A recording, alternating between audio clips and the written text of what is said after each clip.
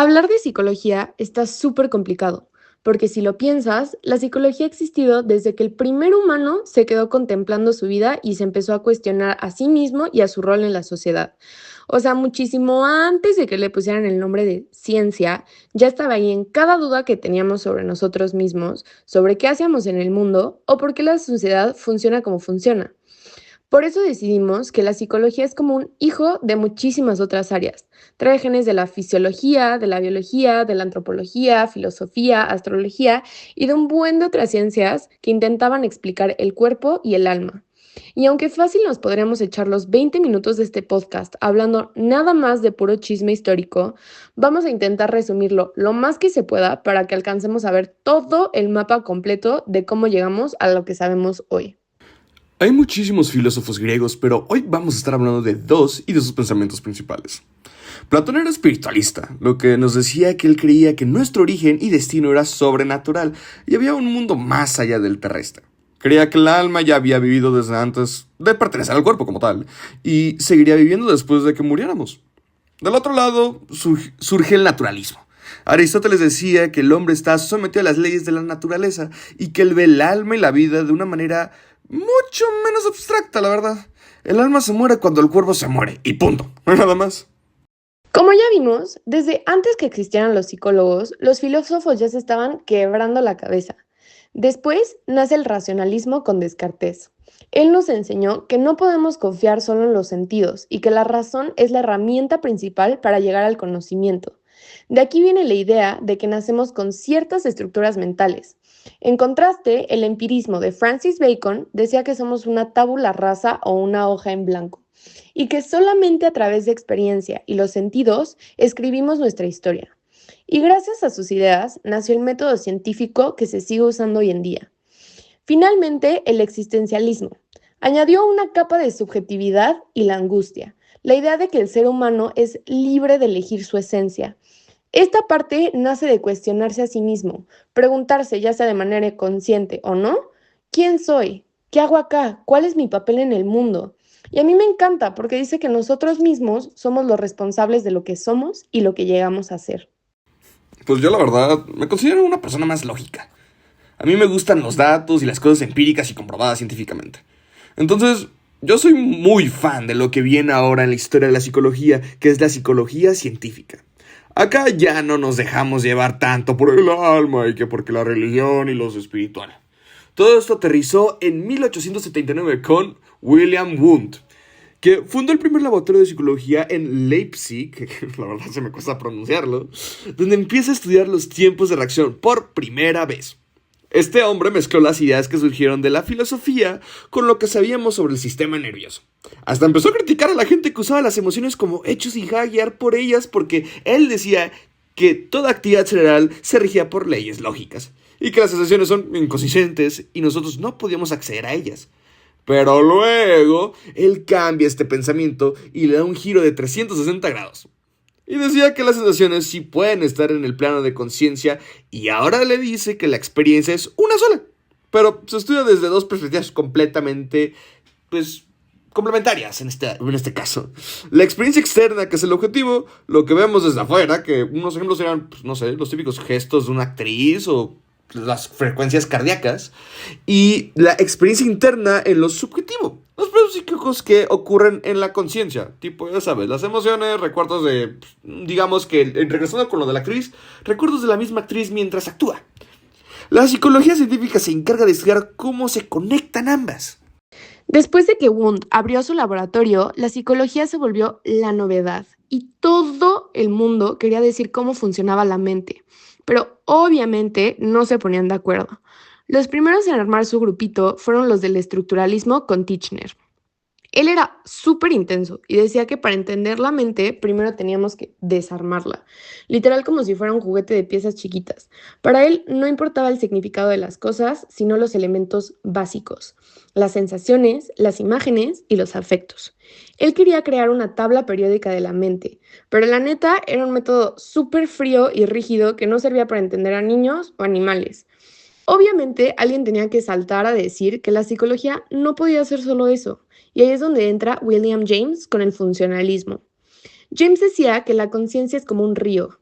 algo que fluye todo el tiempo y que llamó el flujo de la conciencia. Para él, tratar de detener un pensamiento para analizarlo era como intentar congelar un pedazo de río. Ya no es lo mismo. A James lo que realmente le importaba era la utilidad. Él se preguntaba, ¿para qué nos sirve pensar o sentir de cierta forma? La diferencia real es que mientras los estructuralistas estaban obsesionados con el qué, o sea, con la estructura y los átomos de la mente, los funcionalistas estaban obsesionados con el para qué, o sea, con la función. Y ahora agárrense fuerte porque vamos a cambiar un poquito el tema y ahora hablaremos de la conducta y de los enfoques que podemos usar para estudiar y tratar de entenderla. Primero es el enfoque biológico, que es básicamente aceptar que somos pura química y cables. Aquí lo que más importa es el sistema nervioso, que es como el sistema eléctrico de una casa. Si un cable falla o hay un corto, pues la luz no prende. También otra la genética, porque quieras o no, traemos un manual de instrucciones, entre comillas. Desde que nacemos que nos hereda ciertas mañas o formas de reaccionar. Pero lo más cool de esta parte es la neuroplasticidad. Antes se creía que el cerebro era como una piedra y que ya no cambiaba, pero ahora sabemos que es más como una plastilina. De hecho, a mí me encanta verlo así porque plastilina suena mucho como plasticidad. Chiste malo, discúlpenme. Cada vez que aprendes algo nuevo o pasas por una experiencia fuerte, tus neuronas se reconectan y cambian de forma. Es la prueba de que siempre podemos cambiar nuestra manera de ser porque nuestro cerebro físicamente se está reconstruyendo todo el tiempo. Luego nos pasamos al enfoque cognitivo, que va en nuestra mente literal como si fuera una computadora. Aquí ya no importa tanto el cableado físico, sino el software. Se enfocan en el procesamiento de la información, cómo recibimos un dato, cómo lo guardamos en la memoria y cómo lo usamos para resolver problemas. En esta parte, Piaget es el más top. Él decía que no es que los niños sean menos inteligentes que los adultos, sino que piensan de forma totalmente distinta. Haz de cuenta que vamos instalando actualizaciones de sistema operativo conforme crecemos. Empezamos con cosas muy básicas y sensoriales hasta que ya de grandes podemos pensar en cosas súper abstractas y complejas. Para ellos, nuestra conducta depende de cómo interpretamos el mundo, no de lo que pasa afuera. Y por último está el conductismo, pero no el viejito de premios y castigos, sino el de Albert Bandura y el aprendizaje social. Bandura decía que somos como una esponja. No necesitamos que nos pase algo a nosotros para aprender. Basta con ver lo que le pasa al de junto. Es el famoso modelado. Si tú ves que tu amiga le va súper bien siendo súper organizada, es muy probable que tú empieces a copiarla. Por eso mi mamá siempre me decía que con quien te juntas define lo que eres. Y que por eso no me juntara con los amigos que tengo. No se crean. Porque vamos copiando los comportamientos que vemos. Aprendemos por observaciones y por el entorno social en el que nos movemos. Entonces, según este enfoque, tu conducta hoy es básicamente un resumen de todas las personas que has visto y los ejemplos que han seguido a lo largo de tu vida. Bueno, para cerrar con broche de oro, vamos a platicar de lo que nos hace únicos. Porque, ok, ya entendimos cómo funciona el cerebro y cómo aprendemos, pero ¿por qué si todos tenemos el mismo equipo, somos tan diferentes? Aquí es donde entra la psicología diferencial, que es básicamente la que se encarga de medir esas diferencias entre nosotros. Para entenderlo fácil, hay tres tipos de variabilidad. Primero está la interindividual, que es la más obvia. Es lo que me hace diferente a ti. Por ejemplo, que tú seas súper extrovertida y que yo sea más reservado. O que una sea buena para los números y yo sea mejor para el arte. Luego está la intergrupal, que es cuando comparamos grupos enteros. O sea, a ver qué diferencias hay entre hombres y mujeres o entre personas de diferentes culturas o edades. Y la más curiosa de todas es la intraindividual, que es como cambia tú misma dependiendo del tiempo o la situación. Haz de cuenta que no eres la misma persona cuando acabas de despertar que cuando estás en una fiesta, o como vas cambiando de intereses desde que eras niña hasta ahorita en la uni. Y para ponerle un nombre a todo esto, tenemos dos pilares gigantes, la personalidad y la inteligencia. La personalidad es como tu sello distintivo. Es ese patrón de comportamientos y sentimientos que se mantiene más o menos igual a lo largo de tu vida y que hace que tus amigas digan, ay, eso es algo súper típico de Abril. Es lo que nos hace predecibles, pero de buena forma. Pero claro que como todo en la psicología, nos tenemos que complicar la vida y que para entender la personalidad no basta con decir cómo es alguien. Hay que saber cómo se mide y qué hay detrás. Hay tres formas de verla. Están los tipos, que son súper limitados porque es O eres esto o eres el otro, como ser introvertido o extrovertido. No hay puntos medios. Luego están los rasgos, que ya son más específicos y se miden por niveles. ¿Qué tan amable o qué tan egoísta eres? Y por último, los factores, que son como grupos de rasgos. Aquí entra Cattell, que fue un paso más allá y dijo, a ver, no podemos predecir a alguien con una sola cosa, y se inventó un test de 16 factores. Él buscaba rasgos de origen, que son como esas características ocultas que siempre están ahí, aunque no se ven a simple vista. Como ya mencioné, a mí algo que me encanta es ver la parte biológica de las cosas. Entonces, me encanta Eysenck. Él se clavó muchísimo en explotar de dónde salen estas características de la personalidad. Decía que si eres extrovertida o neurótica, no es solo porque sí, sino por cómo funciona tu cuerpo. Por ejemplo, decía que los neuróticos tienen el sistema límbico, la parte del cerebro que controla las emociones. Muchos más sensibles. Entonces, reaccionan de forma más exagerada a las cosas. O los extrovertidos tienen un sistema nervioso que aguanta mucha estimulación. Por eso siempre están buscando ruido y gente, mientras que los introvertidos se saturan rápido. Por otro lado, la inteligencia. Esta ya no se ve como antes, que antes era solamente saber de matemáticas o leer muchísimo y tener buenas calificaciones, pero ahora se entiende como esa capacidad global de adaptarse a situaciones nuevas y poder resolver problemas. Es como el motor que usas para entender el mundo y salir adelante cuando las cosas se ponen difíciles. Mientras la personalidad es el cómo hacemos las cosas, la inteligencia es qué tan capaces somos de resolver lo que se nos presenta. Si hablamos de inteligencia, es indispensable hablar de velocidad mental.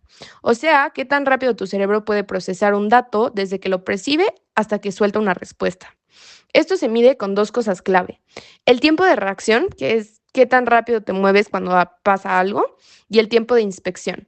Este se me hace súper interesante porque mide qué tan rápido tu cerebro identifica algo sin que tengas que mover un solo dedo.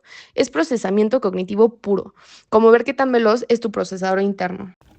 Y claro, aquí sale Spearman, con una teoría que explica mucho.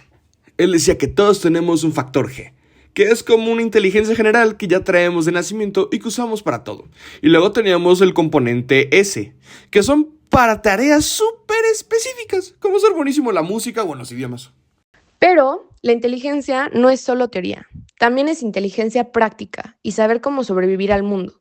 Si te das cuenta de que tu forma de estudiar no funciona y la cambias, eso es adaptación. Si eliges la opción que mejor te queda entre varias, es elección. Y si de plano el ambiente no ayuda y no está funcionando y lo cambias por completo, eso se llama formación. Básicamente, ser inteligente es saber ajustarte a lo que la vida te aviente. Ahora, si se preguntan cómo medimos esto de forma científica, no es por corazonadas. Se usa el EEG o los potenciales evocados para ver la actividad eléctrica del cerebro en tiempo real. O sea, vemos cómo se prenden tus neuronas ante un estímulo. Y aunque el famoso coeficiente intelectual que sacamos dividiendo tu edad mental entre la cronológica por 100 nos da un número, no hay que olvidar que la genética solo nos pone el rango de potencia. El que llegamos al máximo o no depende totalmente de nuestro ambiente. De qué comemos, cuánto dormimos y qué tanto ejercitamos la mente. Lo padre es que la inteligencia es una combinación de cables rápidos, buena genética y un montón de ganas de adaptarnos al entorno.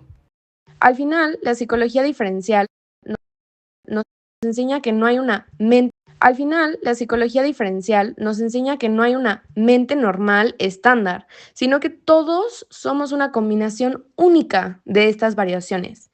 Es lo que hace que el mundo sea interesante, ¿no crees?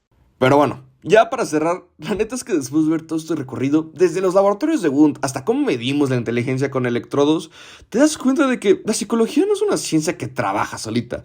Lo más valioso de todo lo que estudiamos este semestre es ver la interdisciplinaridad que tiene. O sea, no puedes entender por qué alguien reacciona de cierta forma si no entiendes su biología y sus cables. Pero tampoco puedes ignorar su historia. Cómo fue creciendo según Piaget o a quienes estuvo observando según Bandura. La psicología es como un punto de encuentro donde se junta la medicina, la filosofía, la sociología y hasta la tecnología. Si algo me llevo yo de esta clase es que ninguna de las escuelas que vimos tiene la verdad absoluta. El estructuralismo nos dio el rigor, el funcionalismo nos dio la utilidad y hoy los enfoques biológicos y cognitivos nos dan la precisión. Al final, ser psicólogo o entender la mente es como armar un rompecabezas gigante donde cada ciencia aporta una pieza. Entender que somos una mezcla perfecta de genes, neuronas, pensamientos y entorno social es lo que hace que esta carrera sea tan compleja y, la verdad, tan increíble.